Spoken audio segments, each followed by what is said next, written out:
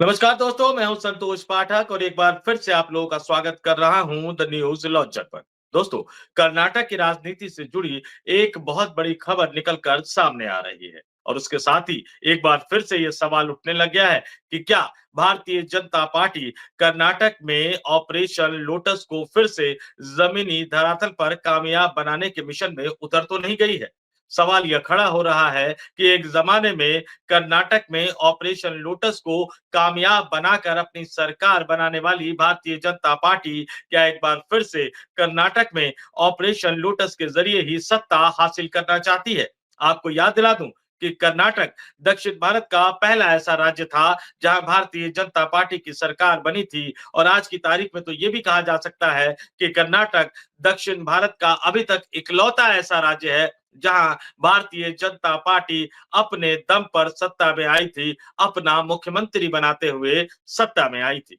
दोस्तों, ये सवाल क्यों उठकर निकल कर सामने आ रहा है? आखिर कर्नाटक की राजनीति में ऐसा क्या हो गया है जिससे एक बार फिर से भारतीय जनता पार्टी पर सवाल उठने शुरू हो गए हैं?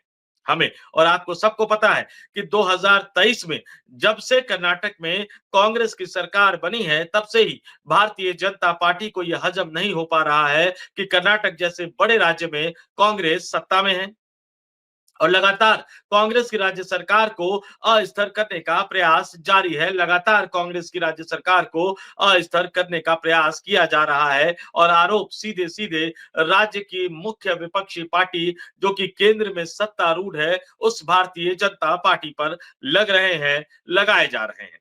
अभी हाल ही में राजनीति की सबसे बड़ी घटना हुई कि कर्नाटक के मुख्यमंत्री सिद्धारमैया के राजनीतिक सलाहकार बी आर पाटिल ने अपने पद से इस्तीफा दे दिया। अब मुख्यमंत्री के राजनीतिक सलाहकार के पद पर बैठे हुए बी आर पाटिल जो कि दिग्गज नेता है, कर्नाटक की राजनीति के बहुत ही वरिष्ठ और गांधीवादी नेता माने जाते हैं, उन पाटिल साहब के अपने पद से इस्तीफा देने के बाद से ही एक बार फिर से ये कयास लगने शुरू हो गए हैं कि क्या कर्नाटक की राजनीति में कोई खेला शुरू हो गया है? क्या कर्नाटक में भारतीय जनता पार्टी ने अब कर्नाटक की कांग्रेस सरकार को अस्थिर करने के लिए एक नया फ्रंट खोल दिया है? हम और आप सभी जानते हैं कि 2023 से कैसे कई तरह से कई बार किस किस तरह से राज्य की सिद्धारमैया सरकार को अस्थिर करने का प्रयास किया गया। इन तमाम बातों के आलोक में मैं आपको बताऊंगा कि कर्नाटक के मुख्यमंत्री सिद्धारमैया के राजनीतिक सलाहकार बी आर पाटिल के इस्तीफा देने के आखिर क्या मायने हैं, इसमें भारतीय जनता पार्टी की भूमिका की बात कैसे कही जा रही है, ऑपरेशन लोटस के दोहराने का आरोप एक बार फिर से भारतीय जनता पार्टी पर क्यों और कैसे लगाया जा रहा है, ये तमाम चीजें मैं आपको बताऊंगा। लेकिन उससे पहले मैं आपको एक बार फिर से कर्नाटक की राजनीति की तरफ ले जाना चाहूंगा, वर्ष 2023 की तरफ ले जाना चाहूंगा कि किस तरह से कर्नाटक में कांग्रेस ने भारतीय जनता पार्टी को करारी हार देते हुए राज्य की सत्ता में वापसी की थी। हम और आप सभी जानते हैं कि कर्नाटक की 224 सदस्यीय विधानसभा में सरकार बनाने के लिए या यूं कहा जाए कि बहुमत का आंकड़ा अगर एक से ज्यादा की बात करूं यानी आधे से एक ज्यादा, तो 113 विधायकों की जरूरत होती है कर्नाटक में सरकार बनाने के लिए। वर्ष 2023 में कर्नाटक में हुए विधानसभा चुनाव में कांग्रेस को 135 सीटों पर जीत हासिल हुई थी। यानी इससे पहले के चुनाव में जिस कांग्रेस के पास विधायकों की संख्या 80 थी, उसने 2023 के विधानसभा चुनाव में 135 सीटों पर शानदार जीत हासिल करते हुए राज्य में सरकार का गठन किया। वहीं भारतीय जनता पार्टी जिसके पास 104 विधायक थे, उसे राज्य की विधानसभा चुनाव में यानी 2023 में हुए विधानसभा चुनाव में सिर्फ 66 सीटों पर जीत हासिल हो पाई थी। आज की तारीख की बात करें तो भारतीय जनता पार्टी के विधायकों की संख्या तो 66 ही है, लेकिन उसके सहयोगी दल यानी जनता दल सेकुलर जो 18 विधायक जिता कर लेकर आई। 2023 में हुए विधानसभा चुनाव में कांग्रेस को 135 सीटों पर जीत हासिल हुई थी, जबकि इससे पहले की विधानसभा में कांग्रेस के पास सिर्फ 80 विधायक हुआ करते थे। यानी 80 विधायकों से कांग्रेस के विधायकों का आंकड़ा 2023 के विधानसभा चुनाव में 135 पर पहुंच गया।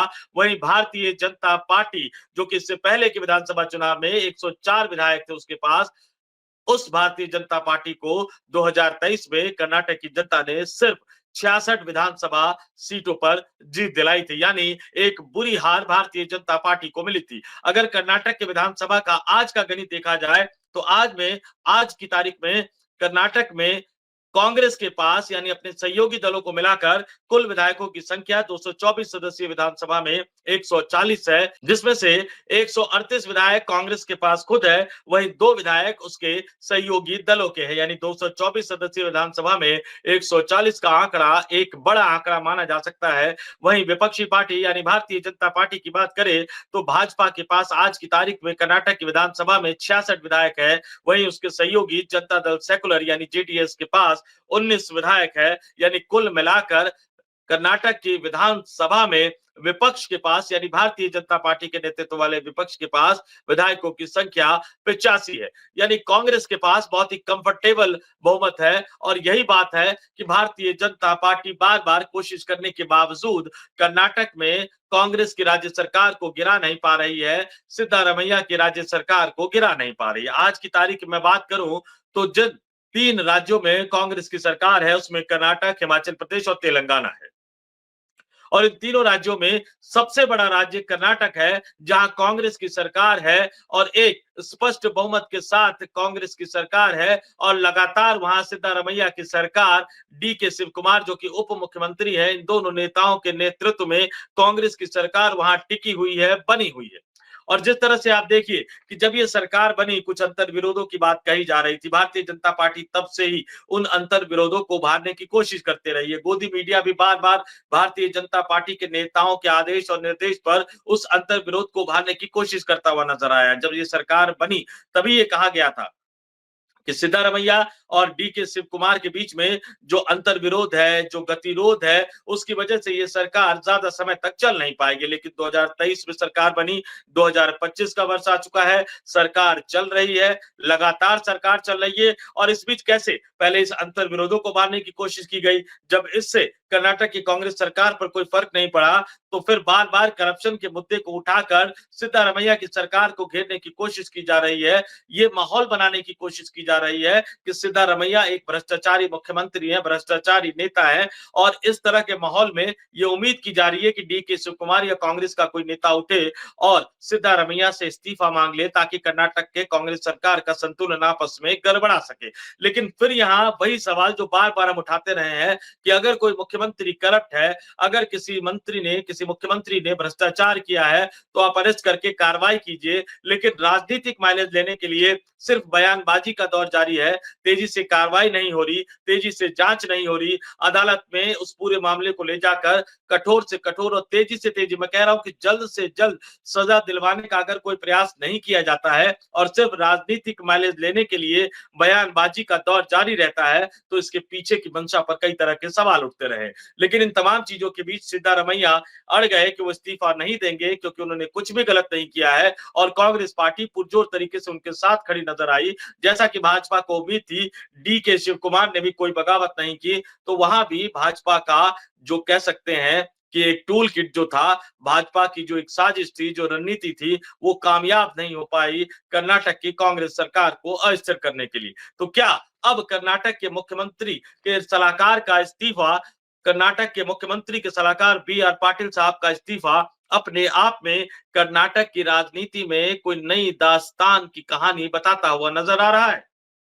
क्या ये कर्नाटक की राजनीति में उभरने वाले नए बवाल का संकेत है?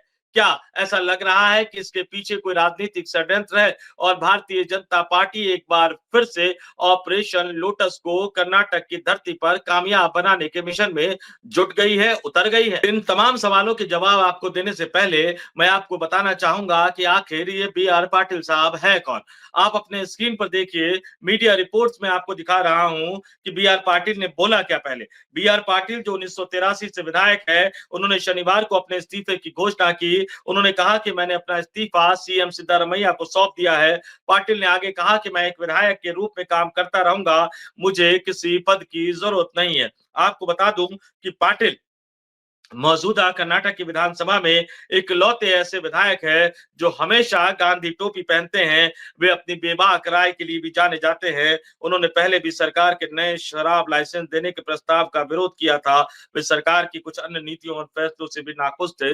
लेकिन जब सरकार की पार्टी का कोई अपना ही नेता अगर सरकार की नीतियों और सरकार के फैसलों से नाखुश होता है, खासतौर से जबकि वो वरिष्ठ विधायक हो, राज्य की राजनीति के वरिष्ठ नेता हो, मुख्यमंत्री के राजनीतिक सलाहकार के पद पर भी काम करते रहे हो, लगातार काम कर रहे हो, मुख्यमंत्री ने अपना राजनीतिक सलाहकार जैसा महत्वपूर्ण पद उस व्यक्ति को दिया हो, तो उसके इस्तीफे के पीछे की कहानी इतनी आसान नहीं होती। उसके इस्तीफे के पीछे की जो दास्तान है, वो इतनी आसान नहीं होती। और आप देखिए कि आखिर उन्हें ये पद कैसे दिया गया था। मैं एक और मीडिया रिपोर्ट्स की कटिंग आपको दिखा रहा हूं। उसके बिल्कुल आखिर में आएंगे तो इसमें साफ-साफ आपको दिखा गया है कि उनके इस्तीफे से उन वरिष्ठ विधायकों में फिर से असंतोष पैदा हो गया है, जिन्हें मई 2023 में सिद्धारमैया सरकार बनने के बाद मंत्री पद नहीं दिया गया था। और आगे बहुत खास बात लिखी हुई है। इन नाराज नेताओं को खुश करने के लिए सरकार ने पिछले साल उन्हें विशेष भूमिकाएं दी थी। बसवराज राय रेड्डी को सीएम का आर्थिक सलाहकार बनाया गया था। पाटिल यानी बी.आर. पाटिल साहब को राजनीतिक सलाहकार बनाया गया था और आर.वी. देशपांडे को प्रशासनिक सुधार आयोग का अध्यक्ष नियुक्त किया गया था। और इन तीनों नेताओं की नियुक्ति इसलिए हुई थी कि कर्नाटक कांग्रेस में जो असंतोष की बात कही जा रही थी, उस असंतोष को दूर किया जा सके, नेताओं को ज्यादा से ज्यादा पद देकर उन्हें लाभान्वित किया जा सके, ताकि विधायकों के बीच में, कर्नाटक के वरिष्ठ नेताओं के बीच में असंतोष की कोई गुंजाइश न रहे, असंतोष की कोई जगह न रहे। तो सवाल उठ रहा है कि फिर आखिर क्यों ऐसा हालात पैदा हो गए? आखिर क्या ऐसी राजनीतिक परिस्थिति पैदा हो गई कि मुख्यमंत्री के राजनीतिक सलाहकार को बी.आर. पाटिल को अपने पद से इस्तीफा देना पड़ा, जबकि ये पद ही उन्हें एक राजनीतिक समझौते के तहत दिया गया था, ताकि कर्नाटक में कांग्रेस अपने तमाम नेताओं को यथोचित सम्मान दे सके, क्योंकि मंत्रिमंडल में सबको मंत्री बना पाना उतना आसान नहीं होता। और मैं क्यों बार-बार ये आरोप लगा रहा हूं, मैं क्यों बार-बार ये कह रहा हूं, मैं क्यों बार-बार ऑपरेशन लोटस की बात कह रहा हूं, क्योंकि कर्नाटक जैसे बड़े राज्य में कांग्रेस की सरकार होना भारतीय जनता पार्टी के आला कमान को कभी भी उतना ज्यादा सुहाएगा नहीं, कभी भी उतना ज्यादा अच्छा लगेगा नहीं। तो फिर यहाँ पर एक सवाल आपके मन में जरूर उठ रहा होगा कि 2023 से 2025 आ गया, ऑपरेशन लोटस को कामयाब बनाने के लिए भारतीय जनता पार्टी अगर कोशिश कर रही है, तो कामयाबी मिल क्यों नहीं पा रही? यहां मैं आपके सामने सबसे बड़े तथ्य का खुलासा करना चाहूंगा कि कर्नाटक में भारतीय जनता पार्टी को कई वजहों से कांग्रेस की सरकार को, यानी सिद्धारमैया और डी.के. शिव कुमार की सरकार को गिराने में कामयाबी हासिल नहीं हो पा रही है। इसके लिए भारतीय जनता पार्टी की कर्नाटक की अंदरूनी राजनीति जिम्मेदार है, जिसमें यह माना जाता है कि भारतीय जनता पार्टी के मुख्यालय में बैठने वाले, भारतीय जनता पार्टी के मुख्यालय में रहने वाले पार्टी के राष्ट्रीय संगठन महासचिव बी.एल. संतोष साहब की भी एक बड़ी भूमिका है। हम और आप सभी जानते हैं कि बी.एल. संतोष ने भारतीय जनता पार्टी के राष्ट्रीय मुख्यालय में बैठकर भारतीय जनता पार्टी कर्नाटक प्रदेश की राजनीति में कई ऐसे नेताओं को बढ़ावा देने का लगातार प्रयास किया, जिन्होंने कर्नाटक भाजपा की राजनीति के दिग्गज नेता येदियुरप्पा को बार बार अपमानित करने की कोशिश की, पार्टी में किनारे लगाने की कोशिश की। लेकिन बी.एल. संतोष के गुट के नेता एक एक करके स्वयं ही साइड होते चले गए। तो कहीं ना कहीं उनको ये लगता है कि अगर आज की तारीख में कर्नाटक में कांग्रेस की सरकार को गिरा दिया गया, तो मुख्यमंत्री पद पर जो स्वाभाविक दावेदारी होगी वो येदियुरप्पा की होगी, और इसलिए वो हिम्मत नहीं जुटा पा रहे हैं कि वो वाकई इस ऑपरेशन लोटस को कामयाब बना सके, जबकि इस तरह के आरोप उन पर लगातार लग रहे हैं।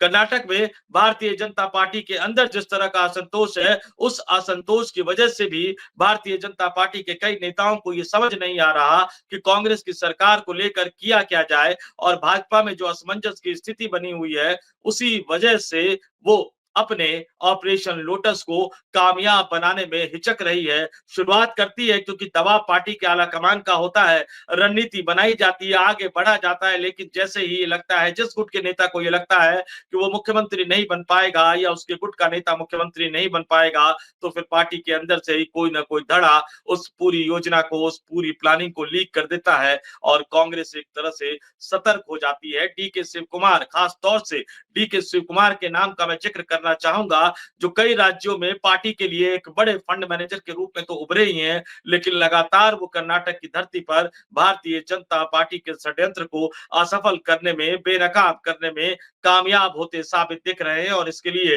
डीके शिव कुमार की क्षमता के साथ-साथ कर्नाटक भाजपा में मचे अंदरूनी घमासान का भी बहुत बड़ा योगदान है। तो ये तमाम चीजें मैंने आपके सामने रख दी। कर्नाटक की राजनीति में आखिर चल क्या रहा है, ये तमाम चीजें मैंने आपके सामने रख दी। कर्नाटक की कांग्रेस सरकार में सिद्धारमैया सरकार पर किस तरह से बार-बार खतरा मंडरा रहा है, ये भी तथ्य मैंने आपके सामने रखे। लेकिन ये खतरा कामयाब क्यों होता नहीं जा रहा, ये भी मैंने आपको बता दिया कि भाजपा अंदरूनी राजनीति में फंसी हुई है। वहां येदियुरप्पा और उनके बेटे के खिलाफ एक बड़े नेता के संरक्षण में कर्नाटक भाजपा के कई नेता जिस तरह की मुहिम छेड़े हुए हैं, उसकी वजह से भारतीय जनता पार्टी की प्लानिंग बार-बार फेल हो रही है और कर्नाटक जैसे बड़े राज्य में कांग्रेस की सरकार बची हुई है, टिकी हुई है। इस वीडियो में फिलहाल इतना ही। मुझे यानी संतोष पाठक को दीजिए इजाजत। आप तमाम लोग देखते रहिए द न्यूज़ लॉन्चर। नमस्कार।